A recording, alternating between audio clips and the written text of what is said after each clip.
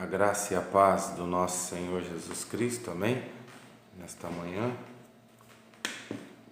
em que estamos aqui reunidos para poder falar da Palavra de Deus, e quero agradecer a Deus por essa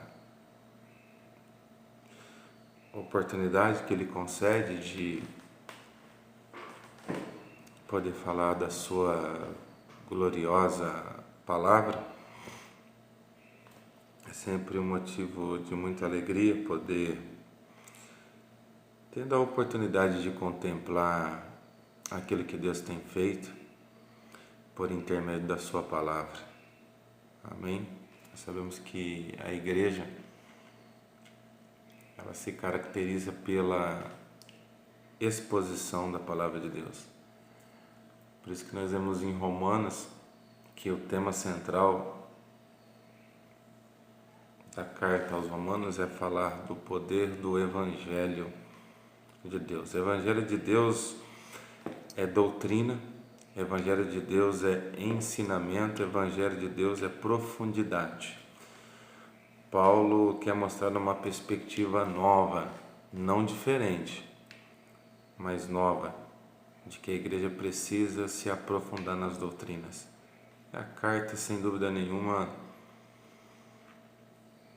com o maior peso doutrinário. Encontramos doutrinas maravilhosas que é somente mencionada no Evangelho, na Epístola aos Romanos. Eu quero aqui compartilhar uma palavra muito conhecida, uma palavra muito falada, que trata da situação dentro de um lar, de uma família. Trata-se do primeiro casal, do primeiro filho a ser gerado na Bíblia Sagrada. O primeiro por de nome Caim, e depois o segundo, seu irmão, por de nome Abel. Caim foi rejeitado porque suas obras eram más. Abel e sua oferta foram aceitas, porque Abel ofertou a Deus com fé, com entendimento. Amém? Quero aqui ler esse trecho dessa palavra. Quero ler aqui do versículo 1 ao versículo de número 8. E vamos aqui comentar algumas verdades, algumas aplicações nesse texto. Amém? Diz assim a palavra do Senhor no versículo de número 1. Então Adão teve relações sexuais com Eva. E ela concedeu e deu à luz a Caim. E declarou: com a ajuda do Senhor tive um filho, homem. Então percebe-se o paralelo. A narrativa no versículo 1 é uma declaração feita pela mulher, por Eva, e não por Deus. Ela teve relação sexual com Adão, ela tinha esse desejo de conceber um filho. Deu à luz a Caim e declarou: com a ajuda do Senhor tive um filho, homem. Versículo de número 2. Voltou a engravidar, só que desta vez, guarde bem essa palavra, só que desta vez lhe nasceu Abel, irmão de Caim. Abel tornou-se pastor de ovelhas e Caim cultivava a terra. Passado o tempo, Caim apresentou alguns produtos do solo em oferta ao Senhor. Abel, por sua vez, ofereceu as primícias e a gordura do rebanho. Ora, o Senhor aceitou com alegria a Abel. Presta atenção nisso daqui. O Senhor aceitou com alegria a Abel e não a oferta primeiro. Aceitou primeiro a Abel e sua oferta, Todavia não se agradou de Caim e de sua oferta, e por esse motivo Caim ficou muito irado. O seu semblante assumiu uma expressão maligna. Então o Senhor abordou Caim: por que estás furioso? E qual motivo o teu rosto está transtornado? Se procedesse bem, não é certo que serás aceito? Entretanto, se assim não fizeres, sabe que o pecado espreita a tua porta e deseja destruir-te. Cabe a ti vencê-lo. Contudo, propôs Caim a seu irmão Abel: saiamos, vamos ao campo. E quando estavam no campo, aconteceu que Caim se levantou contra Abel, seu irmão, e o matou. Amém? Uma narrativa forte, hein? Nós temos muitos ensinamentos aqui para aplicar. E eu quero compartilhar algo com vocês aqui nessa manhã. O primeiro aspecto que nós vemos é que existe uma casa, existia uma família e existiam dois projetos. A casa é a mesma, o útero ao qual esses dois filhos foram gerados é o mesmo, o tempo de gestação foi a mesma, o modo em que eles vieram à existência foram o mesmo, mas a personalidade, o caráter diante de Deus era diferente.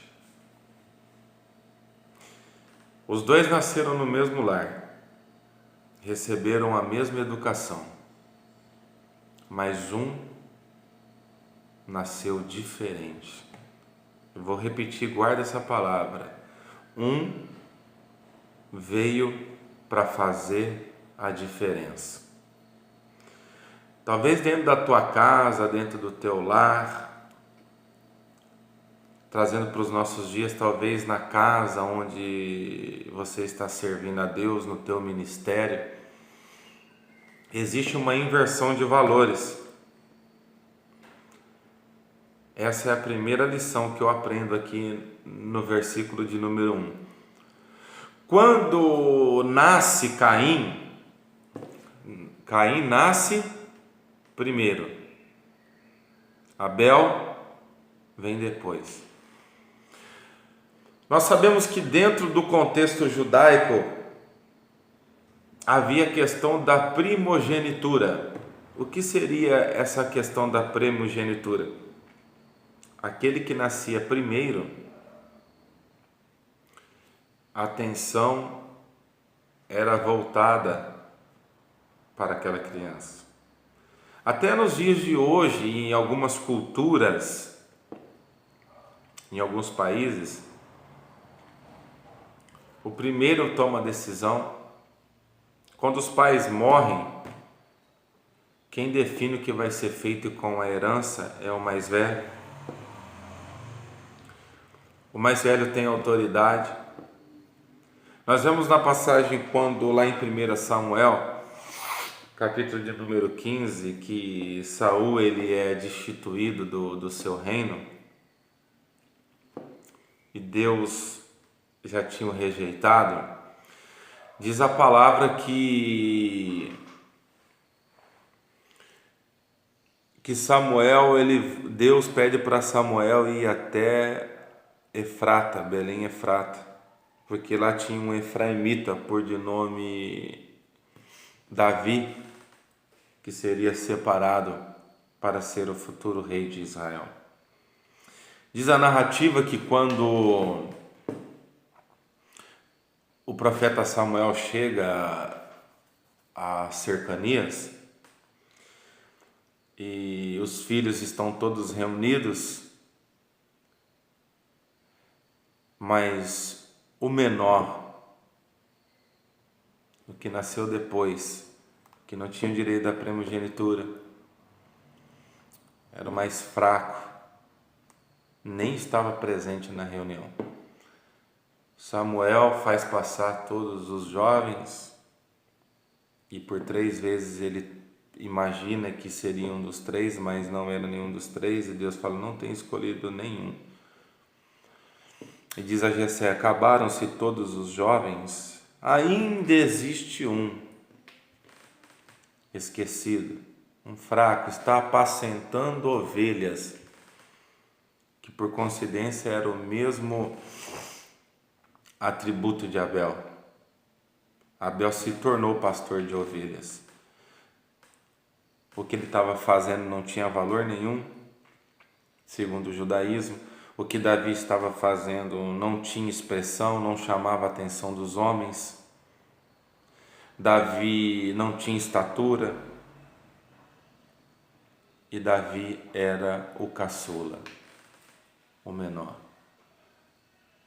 A este escolheis, a este ungí-lo.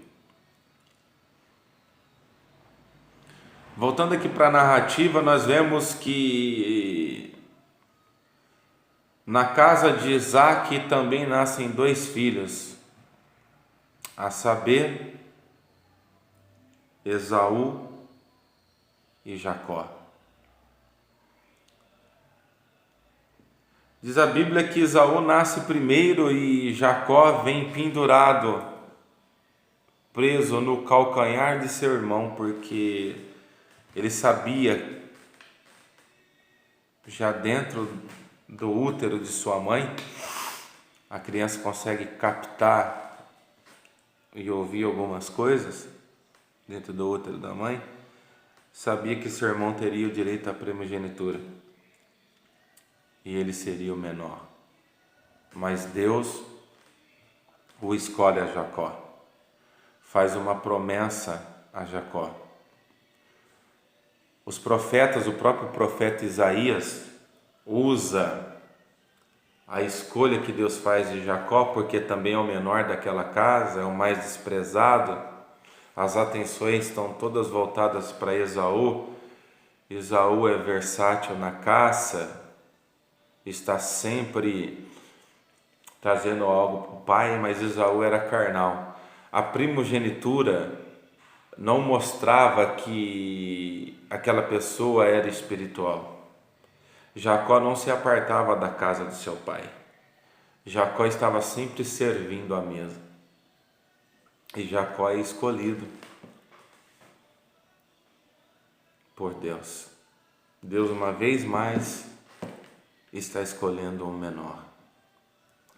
E aqui nós vemos dentro desta casa o primeiro filho a ser gerado, Caim. A mulher vai dizer com suas palavras: com a ajuda do Senhor tive um filho homem. Quando ela usa essa expressão, com a ajuda do Senhor, sabe o que ela está dizendo no sentido mais original? Caim é um projeto de Deus. Caim está nascendo dentro da vontade de Deus. Só que nós vemos na narrativa que Eva estava enganada. Caim se levanta para matar seu próprio irmão. Nós vemos em Eva um tipo de pensamento que tem invadido as igrejas contemporâneas. As inversões de valores. Pessoas que não têm comprometimento com a palavra, pessoas que não pregam aquilo que Deus quer que seja pregado, pessoas que talvez tenham algum tipo de dom espiritual, é considerado como pessoas de Deus. Pessoas que têm compromisso com a palavra. Pessoas que têm a característica de Abel são pessoas rejeitadas. Nós vemos que Eva está acrescentando Caim como projeto. mas Deus está rejeitando Caim e está levantando Abel. Deus não interage com Caim, mas se interage com Abel. Aqui nós vemos duas naturezas de crente dentro da igreja. Aqueles onde a sua adoração, tudo aquilo que eles fazem,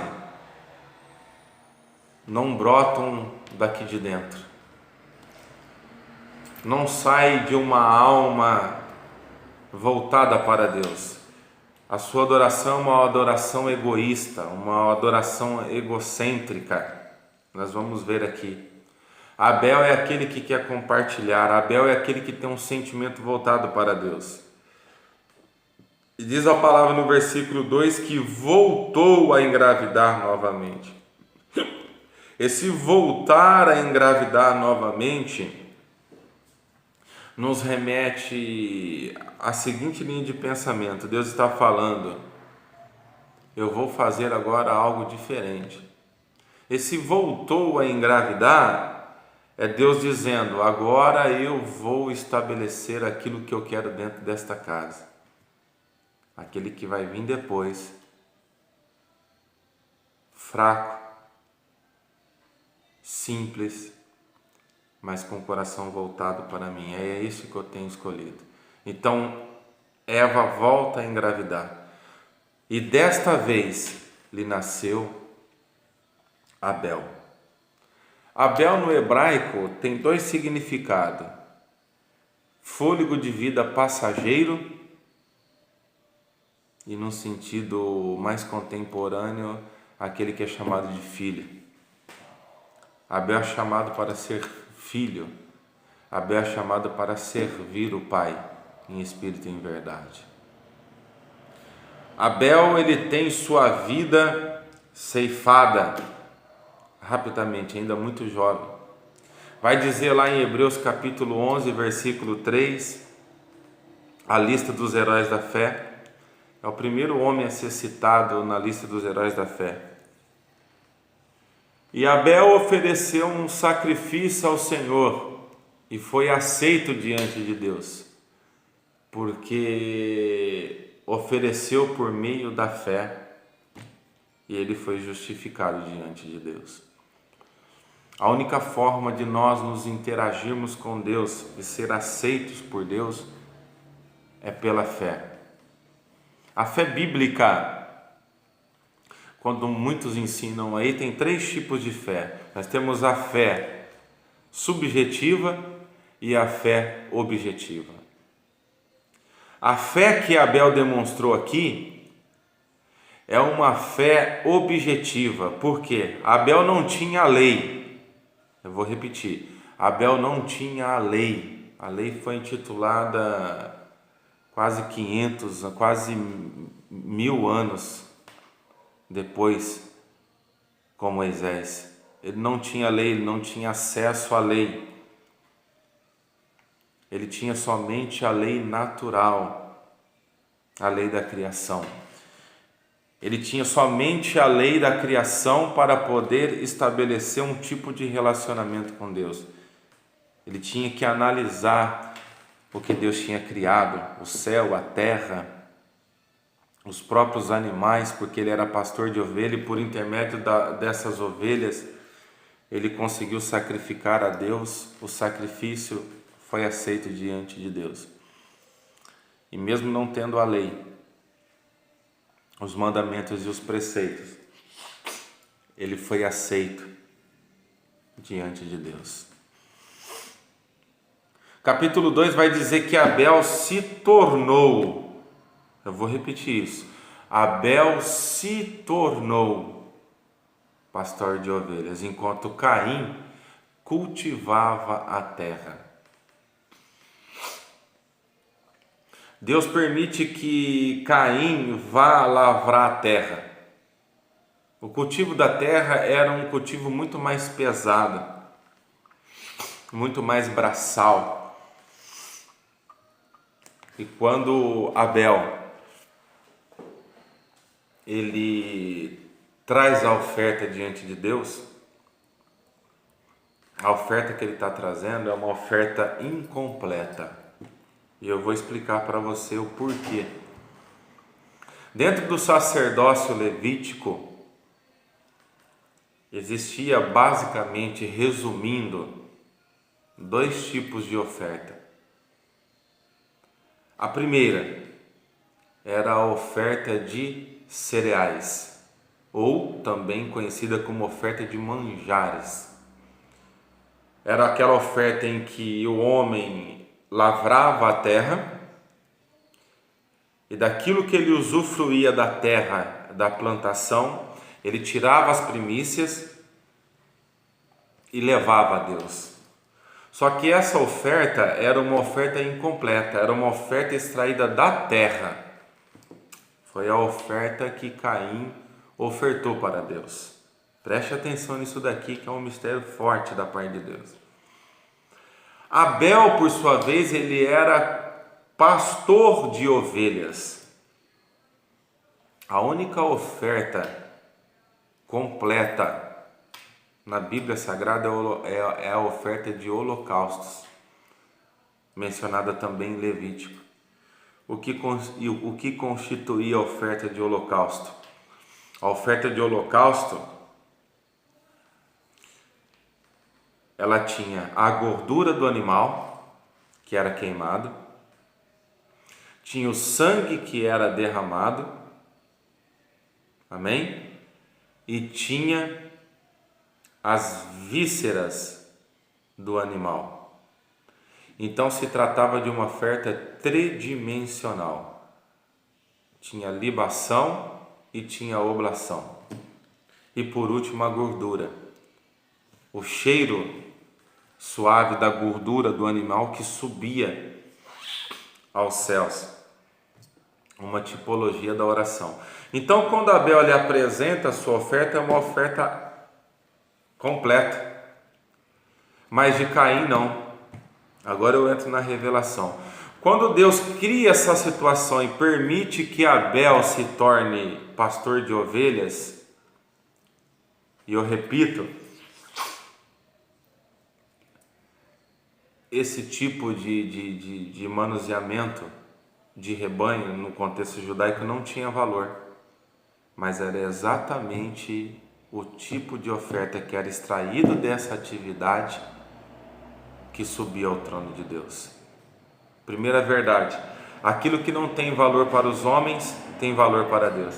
Aquilo que você faz para Deus, para os homens, pode ter significado algum, mas para Deus, Xandará Managasai, tem valor.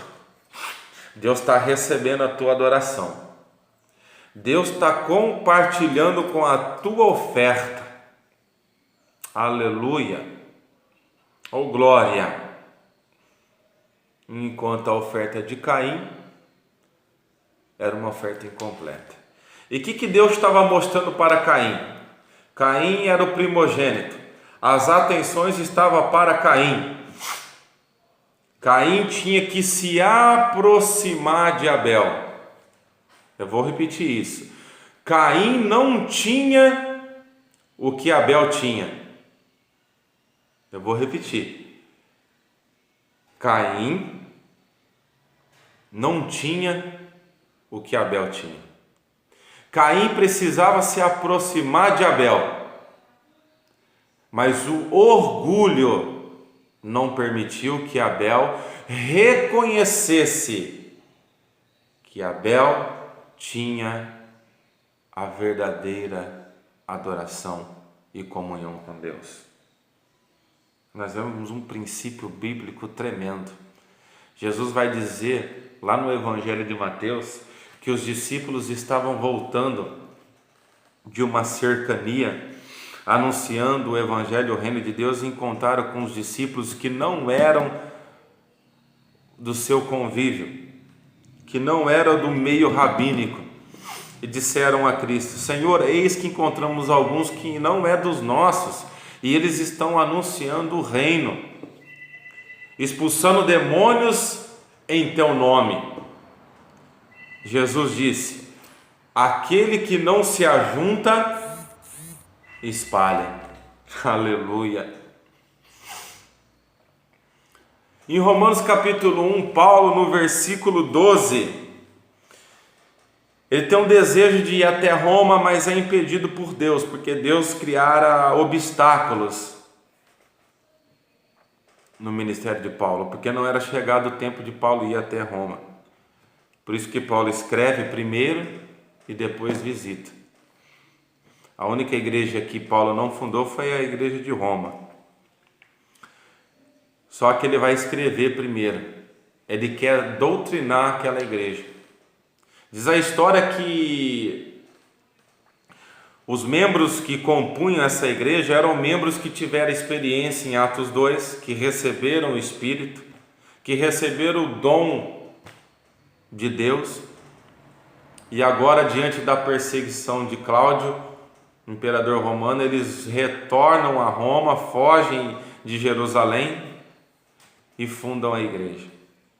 E Paulo consegue visitar os romanos somente na sua terceira viagem missionária. E no versículo 12 do capítulo 1 de Romanos, Paulo vai escrever: e desejo-vos ir até vós para compartilhar com vós algum dom espiritual. Nota-se que não são os dons espirituais, mas é o dom espiritual. Sabe o que Paulo está dizendo? Eu quero ir até vós para aprender junto com vocês. Eu tenho a doutrina, eu sou o maior apóstolo dos gentios, eu sou a maior referência do cristianismo no momento, mas eu não vou até aí em cima de um pedestal. Eu não vou aí para dizer eu posso todas as coisas, eu tenho o poder do Espírito dentro de mim. Não, mas eu quero aí para comunicar algum dom com vocês. Eu quero ser alicerçado. Eu não quero só ensinar, mas também quero aprender. Eu quero fazer um ajuntamento com vocês. Vocês são fracos, vocês são pequenos. Vocês nem aparecem na lista dos heróis da fé, são crentes pequenos, muitos escravos na casa de César, do imperador. Mas Paulo sabia que eles tinham a presença do Espírito, eles tinham algo a oferecer. Caim não soube entender que a adoração dele precisava da aproximação com seu irmão. Xandará Managasai.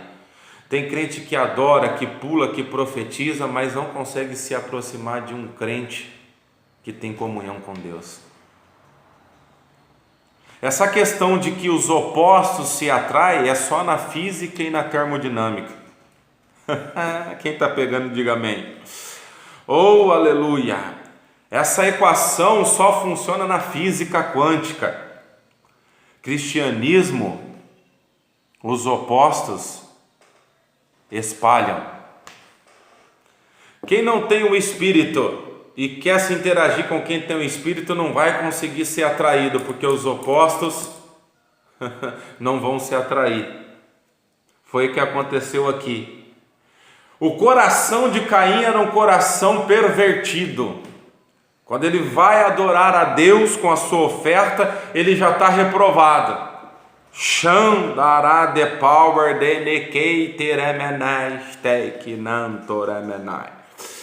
Denebias derantoremenekash tubi cantaramanaha. E eu vou provar para você que quando Abel ele vai ofertar, ele já está reprovado. Quando ele sai da sua casa para adorar, ele já está reprovado. Tem crente que quando ele sai da casa dele e diz assim, eu vou cultuar a Deus, Deus fala assim, você já está reprovado antes de sair da sua casa. É forte o mistério. Presta atenção comigo, vem na narrativa.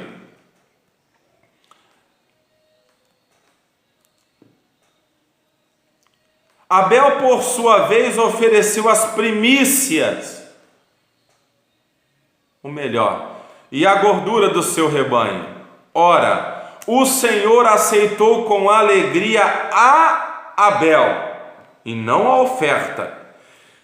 O Senhor aceitou com alegria a Abel, primeiro, o homem, e depois, em segundo lugar, a sua oferta. Todavia não se agradou de Caim de sua oferta, e por esse motivo Caim ficou irado. O Senhor não se agradou de Caim. Nota-se que a palavra não disse assim, o Senhor não se agradou da oferta. Não é isso que está escrito. Se você for ver na sua Bíblia aí, a tradução que eu estou usando aqui é King James, todavia não se agradou de Caim. Todavia não se agradou da oferta e de Caim. Mas o Senhor não se agradou de Caim e de sua oferta. O Senhor aceitou a Abel e a sua oferta. Quando Caim leva a oferta, presta atenção, a oferta está nas minhas mãos. Sim ou não? Deus não está dizendo, olha, a oferta eu estou rejeitando e estou tirando. Eu estou rejeitando aquele que está ofertando.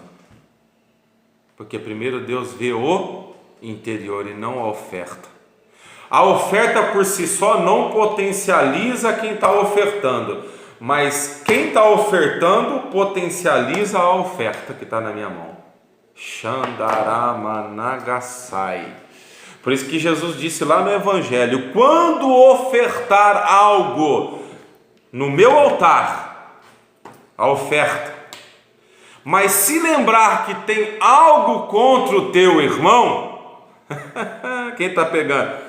Jesus está interpretando aqui, essa narrativa de Caim e Abel. Caim tinha algo contra o teu irmão e queria ofertar. Volta, reconcilie-se com ele e venha e oferte diante do meu altar. Aleluia. Oh, glória. Segunda característica, Deus sempre vai trabalhar no interior do homem. O cristão insiste em querer potencializar o que está fora. O que é potencializado é o que está dentro. Olha que Jesus disse em Atos 1.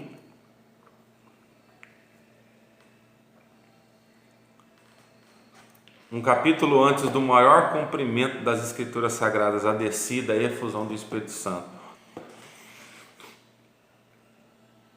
Os discípulos chegam até ele e falam, mestre, será este tempo que restaurará a Israel?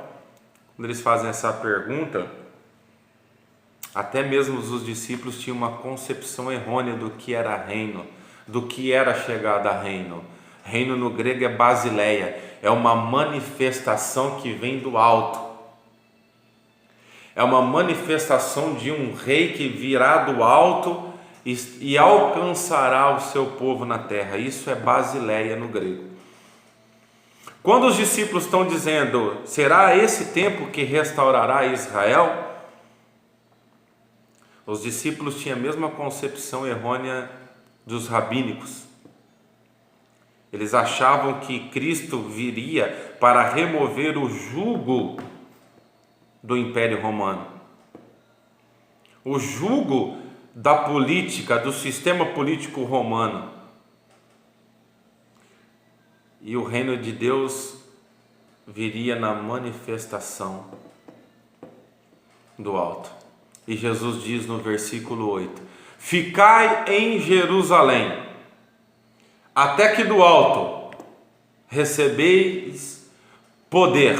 Eu vou repetir, até que do alto vocês receberão poder, e sereis diante deste poder minhas testemunhas em Samaria, na Judéia e até os confins da terra. A palavra poder usada por Cristo ali no grego é dínamo.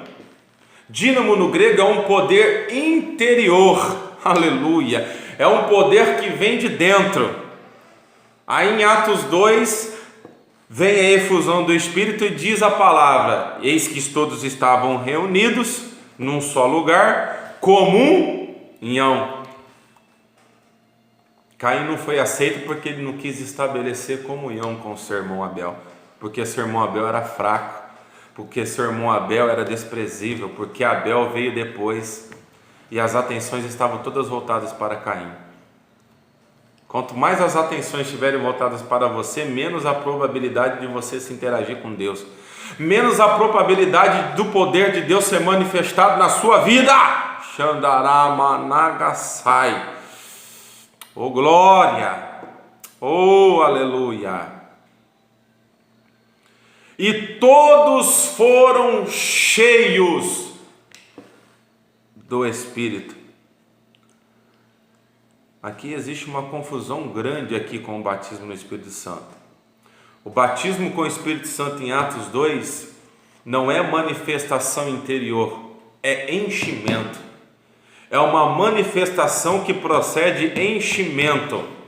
E todos foram cheios do Espírito de Deus. E começaram a falar em outras línguas repartidas de fogo. Resultado do enchimento.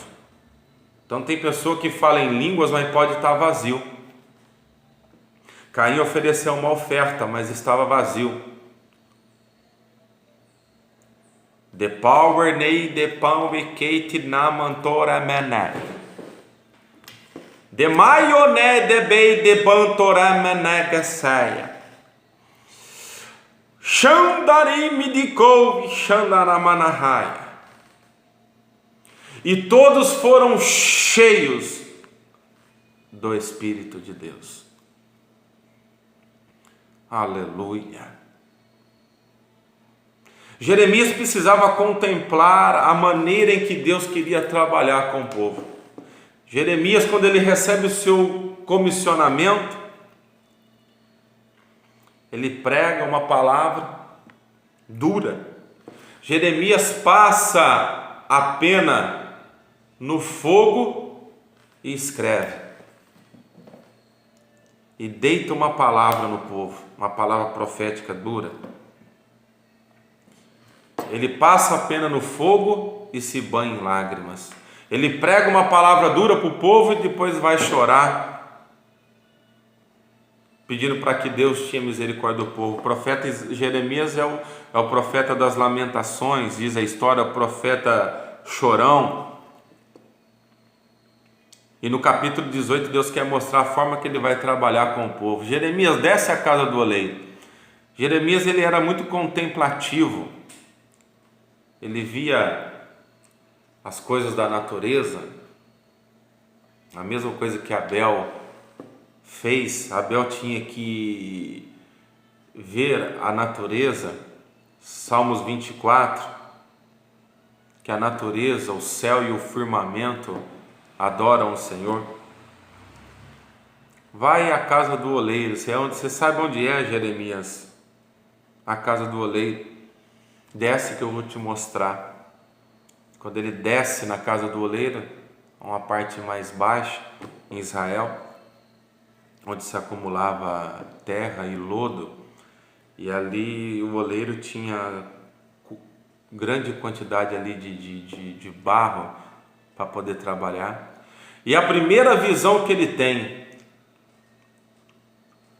que a roda está girando, mostrando que existe uma ação contínua de Deus no ministério do homem.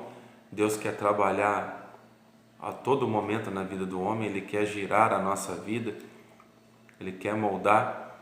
Só que a mão do oleiro está dentro, não está fora. Deus está trabalhando por dentro do oleiro. Jeremias olha, o mistério é forte, hein, Deus? É por dentro. Depois de pronto, tem uma modelagem por fora. Existe um reflexo por fora. Quem está pegando? Dentro do texto aqui, ó. Mas a moldagem foi por dentro. Alguém vai olhar, ele está belo, ele está vistoso, ele está bonito, mas o tratamento foi por dentro. Aleluia. O tratamento foi por dentro. E eis que quando chegou no nível de um tratamento mais profundo, o vaso se quebrou. Só que presta atenção na revelação, diz o texto que o vaso se quebrou na mão do oleiro. Se você não pegou, eu vou repetir para você dar um glória. O vaso se quebrou, você pode estar até quebrada, mas você continua na mão de Deus, o inimigo não consegue te achar. E o vaso que se quebrou na mão do oleiro voltou a fazer um vaso novo, da forma que lhe agrade.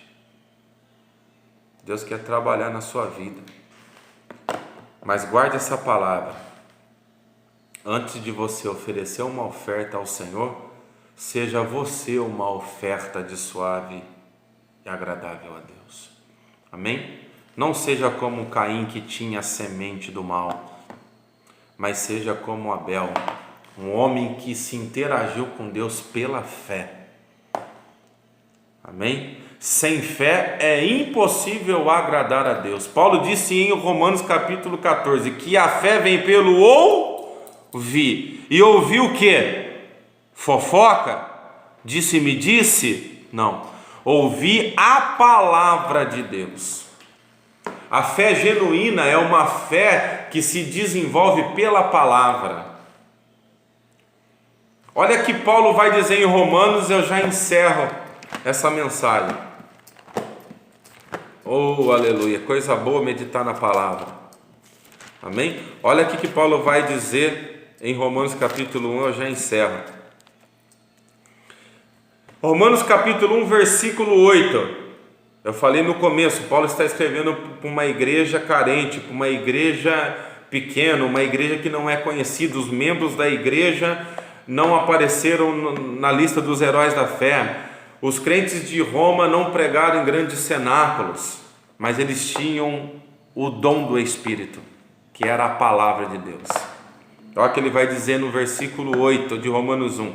Em primeiro lugar, em primazia, eu estou escrevendo em primeiro lugar, não é em segundo lugar, não é em terceiro. Então Paulo ele gostava dessa analogia, do mais prioritário ao menos prioritário. Em primeiro lugar, mencionando esses cristãos de Roma, em primeiro lugar, sou grato ao meu Deus, mediante a Jesus Cristo, a fonte desse evangelho que ele pregava, por todo vós. Aleluia.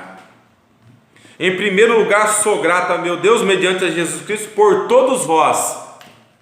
Qual é a característica de todos esses crentes em Roma? Fraco, muitos eram servos na casa de César, muitos estavam fugindo da perseguição do primeiro século, intitulado por Cláudio, mas eles tinham o dom do Espírito, a palavra. Olha como ele vai mencionar esses crentes. Aleluia. Por todos vós, porquanto em todo o mundo, não só em Roma, mas todo o Império Romano, a Grécia, todo o mar Mediterrâneo, toda a nação naquele tempo, no tempo de Paulo, em todo o mundo é proclamada, é anunciada por eles a fé que vocês demonstram. Oh, aleluia! O conhecimento que vocês demonstram como igreja é proclamado em todo o mundo. É isso que Deus quer. Deus chamou um povo obediente, um povo que se interage com a palavra, um povo que é reconhecido como representante de Deus na terra, como um corpo de Cristo, como uma extensão de Cristo na terra. Amém? Que Deus vos abençoe em tudo. Eu agradeço a Deus por essa oportunidade de estar aqui com vocês. Amém? E que essa palavra possa falar profundamente no coração de vocês em nome de Jesus. Amém?